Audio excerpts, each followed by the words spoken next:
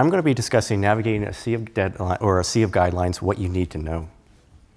So what do we need to know for this talk? We're going to discuss the need for consensus management of testosterone therapy. We're going to navigate the current society guidelines and how we brought all this knowledge together to guide our patients. We're also going to introduce a guideline-based approach to the management of testosterone deficiency. We know that testosterone testing and prescriptions have tripled in recent years, and that's been based on a lot more of our understanding, either through social media, either through articles in the New York Times, or just based on screening and understanding as providers. But up to 25% of these men who receive testosterone therapy don't have their testosterone tested prior to treatment. And that can pose a real problem. Are we treating the correct men? Is it somebody who got their testosterone from a buddy at the gym who really doesn't need it, but is just trying to put on more muscle mass? Or is it somebody who then has some other underlying condition that is being overmasked and overshadowed by these conditions? And roughly 50% of men who don't have their testosterone levels checked after commencement, which we do need to surveil these men, because even though we are giving a medication that is similar to what we normally have in our bodies, we have to keep in mind that superphysiologic levels can lead to side effects. And so with this, let's look at the evolution of guidelines from a couple of different societies.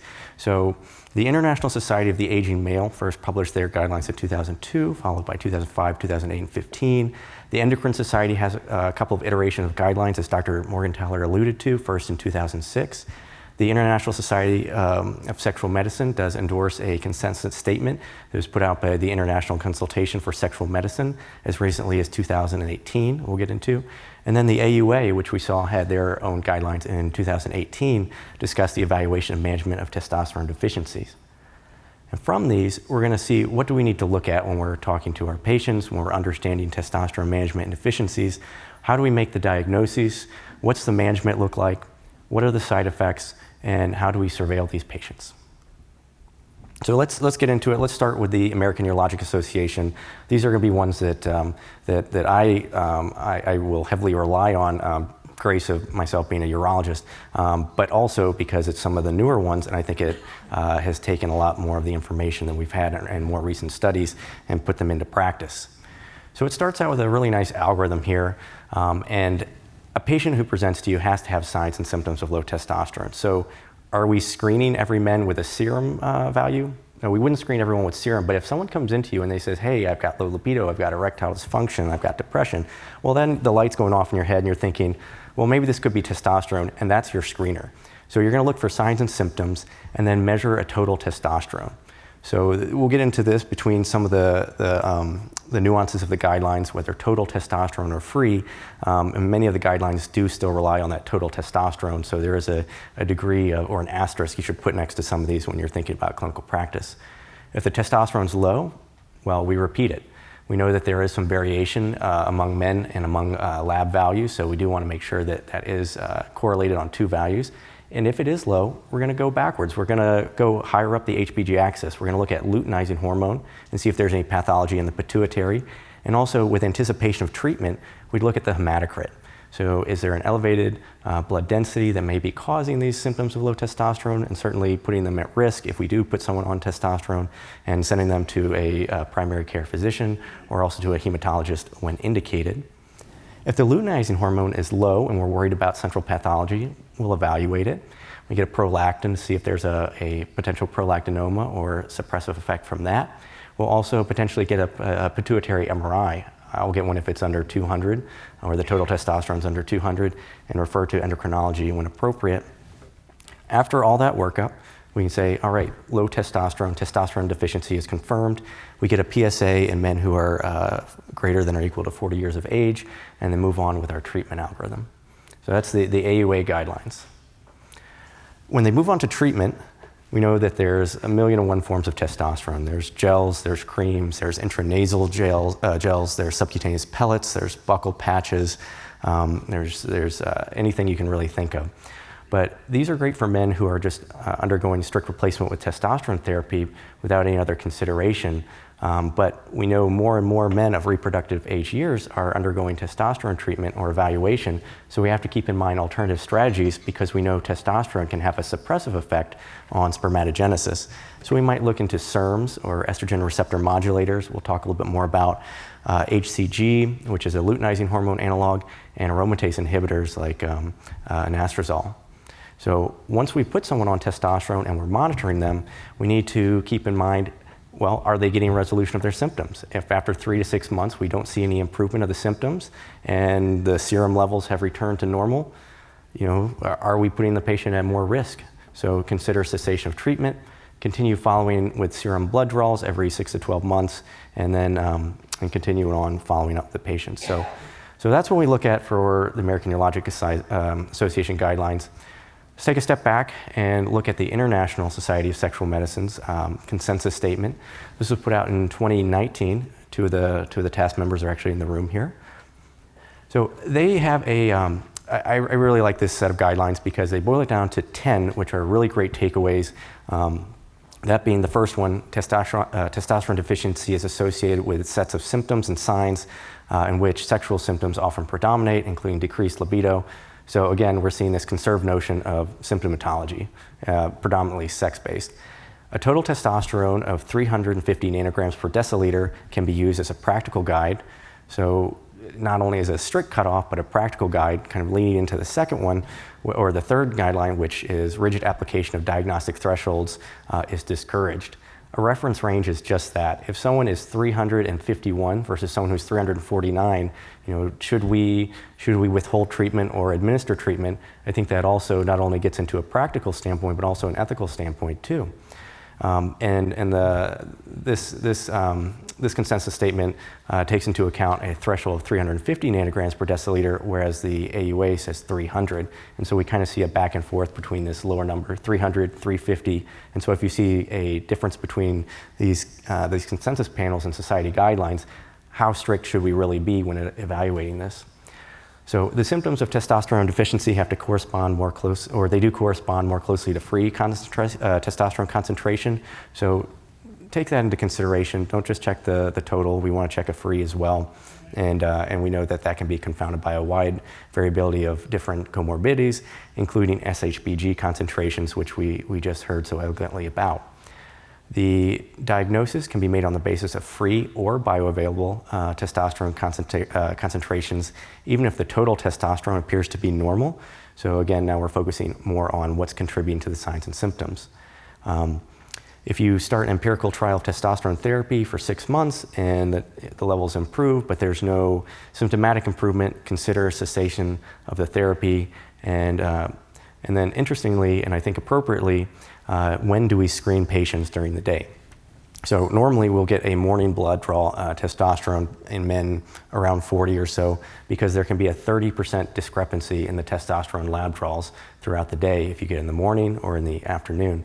However, men over 70 or so are going to have less of that effect, maybe just a 10% variation. So we're a little bit less fastidious about that. And there's insufficient evidence whether you have to be fasting for this. So 2 guidelines down, a couple more to go. Testosterone therapy for hypogonadism guideline resources were put out by the Endocrine Society. We see this in 2018. And now we see kind of an expansion of what constitutes normal. So this is purely epidemiological based. It's based on 4 studies. And they looked at the 2 standard deviations below the normal. So the 2.5 percentile was 264 nanograms per deciliter for the lower level, and the 97th and a half was 916 nanograms per deciliter. So now we're seeing even kind of a lower cutoff for treatment. And interestingly, in the Journal of Urology, I guess it was 4 months ago or so now, there was a group out of Michigan that looked at the NHANES study database, and they stratified testosterone levels by age range. And so we know that a lot of these 350, 300, 264 may be normal for someone who may be 65, but what about the 25-year-old? And we see we're a little bit more permissive with some of those lower ages. They give us a similar set of guidelines as the AUA. I won't belabor a lot of these points, but hit on a lot of things that are conserved. So we're going to get a morning fasting total testosterone. If it's low, we're going to repeat it But also, if there's concern for fertility, we get a semen analysis. So it kind of lends itself to the effect of going back to that definition of hypogonadism, meaning low testosterone, but also impaired spermatogenesis, which is very interesting. It's confirmed by low testosterone, confirming the diagnosis. We consider other sources also if the signs and symptoms don't improve. And then we're going to go after treatment, and we're going to go upstream and look at luteinizing hormone and FSH for more pituitary pathology. If those are high, we're thinking potentially more of a primary organ type failure, because the testicle, which normally receives the LH and the FSH to make testosterone and sperm, is not hearing those signals, and so you're not getting the negative feedback, continuing on with that loop. And so now we have a suspicion of primary testicular failure, and where if it's low, we're thinking more central pathology. The International Society for the Study of the Aging Male was one of the first societies that came out with guidelines. And I think one of the really nice things that they did was give us a couple of elegant diagrams to really understand how we need to be evaluating these men for testosterone. And so in the top range, you see as our testosterone levels increase or decrease, depending on how you want to look at it, you start seeing this constellation of symptoms kind of evolve, and it's kind of clustered around the severity and lowering of the testosterone. So first we see loss of libido. As that goes down, we see changes in adiposity and becoming overweight, and then more of a mechanical issue too. We're seeing erectile dysfunction down at the bottom, which is that blurry text. Then we start to see more emphasis on the prostate gland. So we know that as testosterone goes up, you can potentially saturate the prostate. It can increase the growth of the prostate up until a certain point once those receptors are saturated, and we see a plateau effect. So this, in effect, will alleviate a lot of the concern that if we continue to give more testosterone to someone who's hypogonadal, are we feeding the beast that is prostate cancer? And as we know now and is going to get into, that's fraught with a lot of, I think, false sense of alarm. And then as we start to restore testosterone, we see the return of a lot of our deficient symptoms. So return of libido, vigor, depression, anemia, obesity, insulin sensitivity, erectile function, and bone density, which can be seen here in a kind of time-dependent fashion. Most recently, the American College of Physicians did release a couple of consensus statements that were based on the testosterone trials and other meta-analyses. And I won't belabor this because it was done so eloquently by Dr. Trace just recently, but overall, when we look at the number of adverse cardiac events, serious adverse events, prostate cancer, and all-cause mortality, men who are receiving testosterone, either intramuscular or transdermal, versus placebo saw very little to no statistically significant difference. And so that's a very good takeaway. And when we look at quality of life and physical function studies and global sexual functions, we see all of them met with an improved Dominion score other than a decreased dissatisfaction score. So all showing testosterone therapy in a positive light. And from that, we get a couple of statements here in their recommendations. They suggest clinicians discuss whether to initiate testosterone treatment in men with age-related testosterone and sexual dysfunction who want to improve their sexual function, and they should discuss the risks and benefits and harms and patients' preferences, as with any sort of therapy that we're going to be discussing with patients. They also suggest that clinicians should reevaluate symptoms within 12 months and periodically thereafter, and discontinue treatment in men who do not have improvement of their symptoms. Now, interestingly, they suggest that clinicians consider intramuscular rather than transdermal formulations when initiating testosterone treatment to initiate sexual or improve sexual function with low testosterone, as costs are considerably lower for intramuscular formulations and clinical effectiveness and harms are similar. So this is the first time now we're not just seeing something that's more evidence-based in how we're looking at serum levels, we're looking at mood, but more of the psychosocial or more of the social aspect of it. And is someone able to afford it? Are we going to be able to get testosterone medications to people? So I think now we're going beyond just the beneficial effect of it, but how do we get this to these men? And now testosterone is much cheaper with a lot of direct-to-consumer evaluations and also like coupon programs like GoodRx. They also suggest that clinicians not initiate testosterone treatment in men just to improve energy, vitality, physical function, or cognition. We do know that does improve, but I can see where they're coming from with that.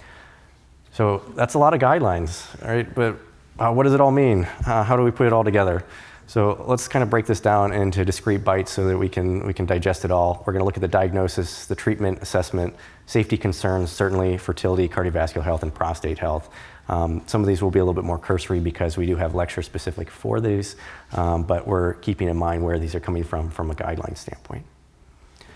So the workup, if we were to put this all together, and we did for this table, you're really going to look for what the cause of testosterone deficiency is. Is it from endocrine treatments or endocrinopathies, thyroid disorders, growth hormone deficiencies, adrenal insufficiencies? Is it metabolic? Is there obesity, cardiovascular disease, diabetes, psychological issues, depression, anxiety, bipolar disorders, medical with heart failure, immunodeficiencies, chronic kidney disease, cirrhosis, and liver dysfunction, or is it medication-based? A lot of our treatment, not always, but might be just removing some sort of offending agent if that's the case, or treatment of an underlying cause. However, that should not stop the treatment and initiation of testosterone therapy when appropriate. So we're going to measure testosterone levels and repeat these if low. And then move upstream, look at LH and FSH. So again, looking at pituitary pathology and evaluating from there. The diagnosis values are varied when we look at the different guidelines and societies. The International Society of the Aging Male originally gave a cutoff around 231 nanograms per deciliter, which then became 346, and now the 230 to 350, and less than 350 in their most recent iteration in 2015. The Endocrine Society's most recent iteration in 2018 notes a cutoff of 300. The ISSM's consensus statement says 350, and the AUA says 300. So I would recommend that you look at all these values, you contemplate them, and you take them into account when you're evaluating a patient, and you maintain more flexibility than rigidity in trying to achieve an optimum patient outcome. Because we do know that not everyone who has the same total testosterone is going to have the same free testosterone, and not everyone who has the same free testosterone is going to be able to receive and transmit that to their receptors because of potential upregulation or downregulation of their androgen receptors. So there are multiple treatment options, as we've kind of already talked about, and we'll talk about even more. There's gels, there's creams, there's intranasal gels, there's subcutaneous injections, there's intramuscular injections, there's buckles, there's subcutaneous auto-injectors, there's subcutaneous pellets which dissolve over the course of several months, and there's pills.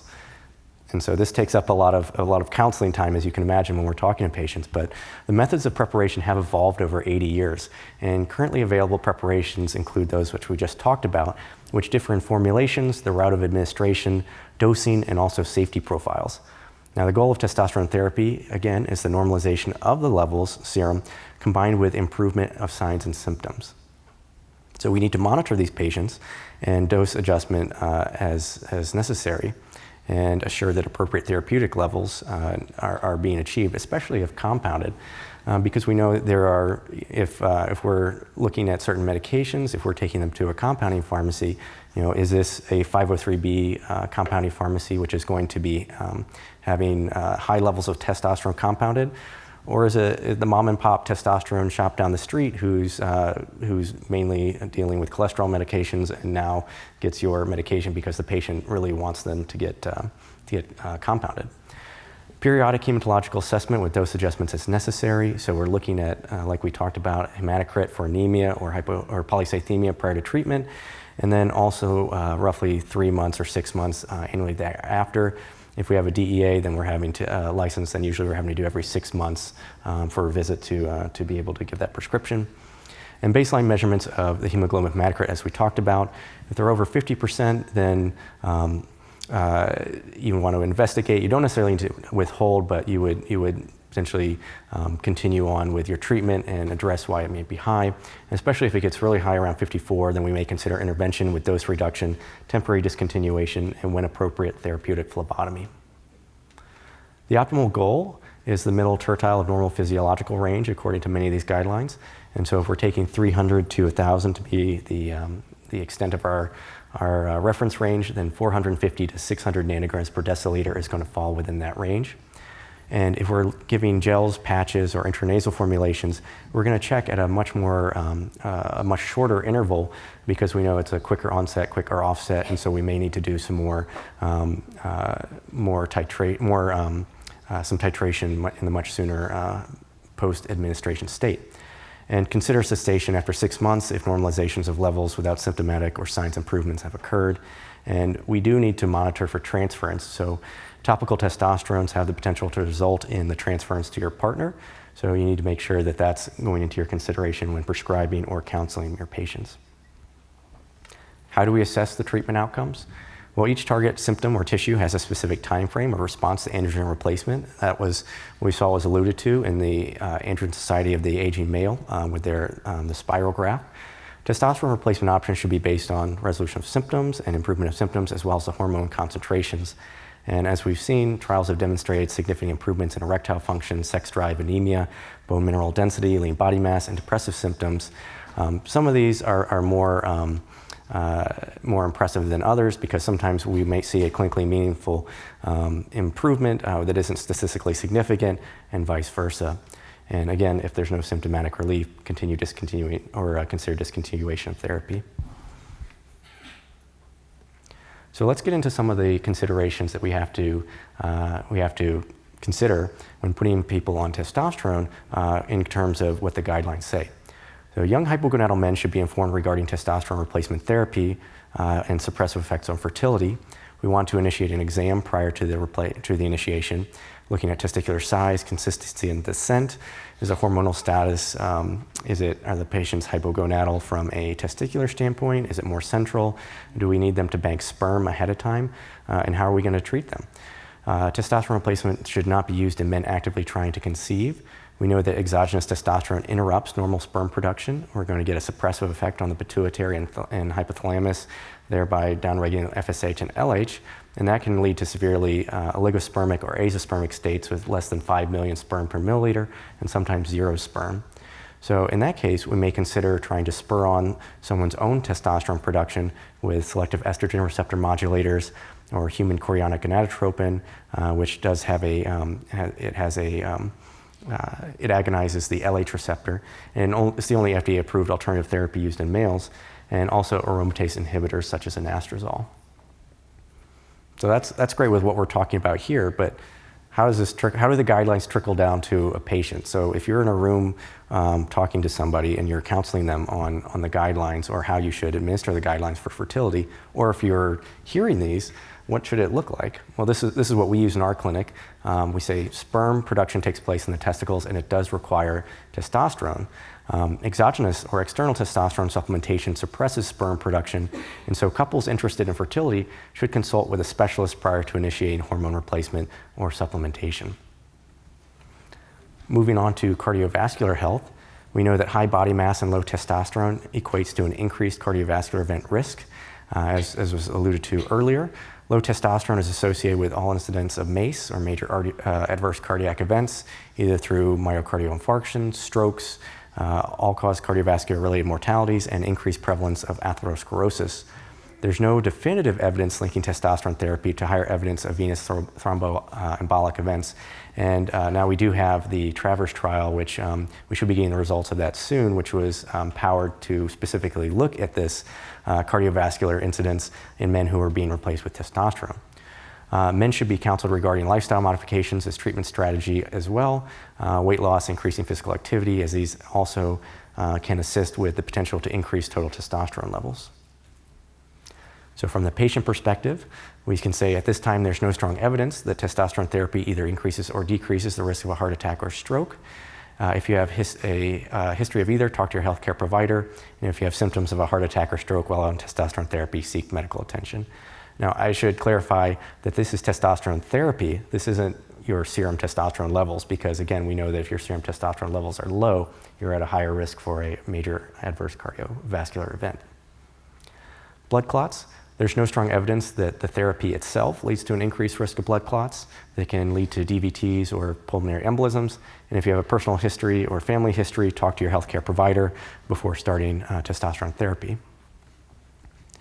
Additionally, for prostate care, One of the major concerns for patients and providers alike is prostate health when considering testosterone therapy.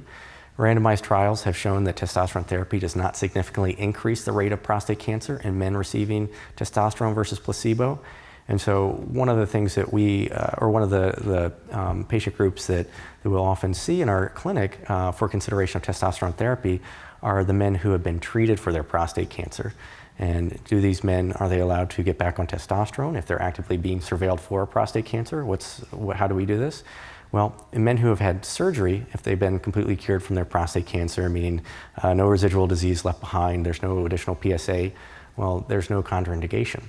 And testosterone placement in men who have had radiation therapy, plus or minus androgen deprivation at the time of the therapy, and have not had any sort of recurrence, we know that they can resume their testosterone therapy, and we may either see a steady decline in the PSA values or have non-significant changes. So what do we tell patients? At this time, there's no evidence linking testosterone therapy to prostate cancer. Prior to starting testosterone therapy, you and your healthcare provider should check a blood test called a PSA if you're over 40. And in men with a history of prostate cancer, talk to your healthcare provider about the risk of testosterone therapy. That was a lot. So thanks for staying with us, because a lot of this, this is guideline based, and this is consensus statement. It's trickled down, it's repackaged, and so some of the things that we talked about, we may hear some differing and more up to date, clinically relevant and study based statements, such as using free testosterone over total. And even some of the literature coming out about using testosterone therapy as a preventative for diabetes and reversing it. So various guidelines and recommendations for testosterone therapy have been developed and we've seen these evolve through different points of view, from expert opinions to official statements.